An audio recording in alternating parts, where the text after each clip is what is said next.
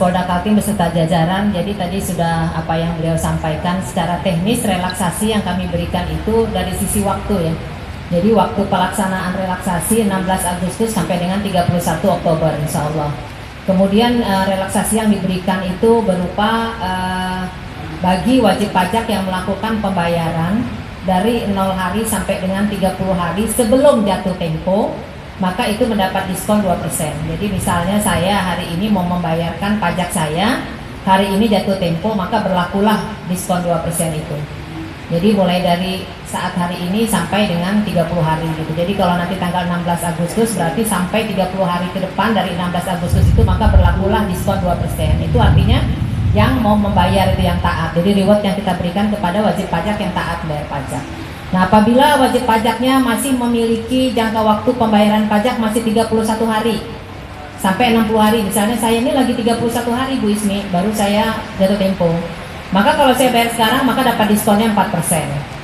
Kalau misalnya saya lagi 35 hari Bu Ismi, maka saya 4%. Jadi dari 31 hari sampai 60 hari sebelum jatuh tempo, maka itu diskonnya 4%. Ya Bapak Ibu ya. Nah, kemudian kita bebas denda.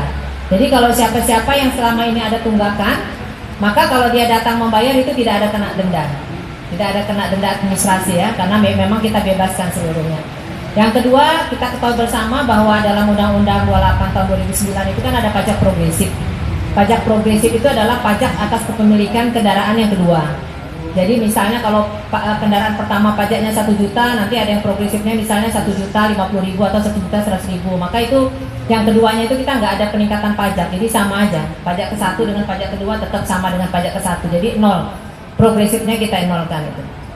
Ya, kemudian ada lagi relaksasinya bagi wajib pajak yang misalnya memiliki tunggakan pajak mulai dari 4 tahun. Misalnya saya 4 tahun nih nggak bayar Bu Ismi, 5 tahun nggak bayar, 6 tahun nggak bayar, maka itu diskonnya yang dia bayarkan cukup 3 tahun saja.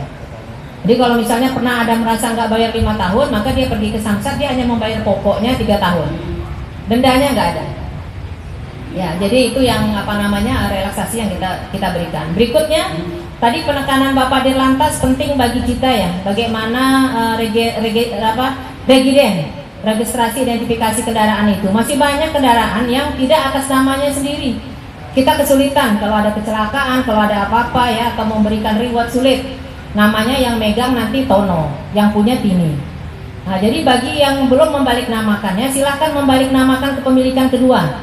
Jadi misalnya Pak Tono pakai kendaraan Bu Tini. Jadi kalau ingin membalikkan namanya menjadi Pak Tono, ya tetap BBNKB kedua, itu nol, nggak ada bayar. Ya, tapi nanti Bapak Ibu jangan heran loh, ini ke kantor polisi kok tetap bayar, ya bayar, karena di situ ada penerimaan negara bukan pajak, karena kan harus mengganti nama dari si Tono ke si Tini.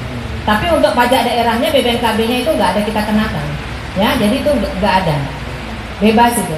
Nah, kemudian yang untuk SWD KLJ saya pikir nanti Pak Naswen yang menjelaskan. Jadi itu kira-kira relaksasi kita. Nanti kami akan rilis juga, kita buat hotline juga. Kita kan biasa juga ada di medsos kita itu Simpator Bapenda Prop Kaltim Prop Go ID, kemudian di Simpator nanti kita juga akan rilis resmi hotline-nya kalau teman-teman nanti yang mau bertanya itu teknisnya seperti apa gitu, memaknai flyer atau leaflet atau brosur yang kita serahkan itu.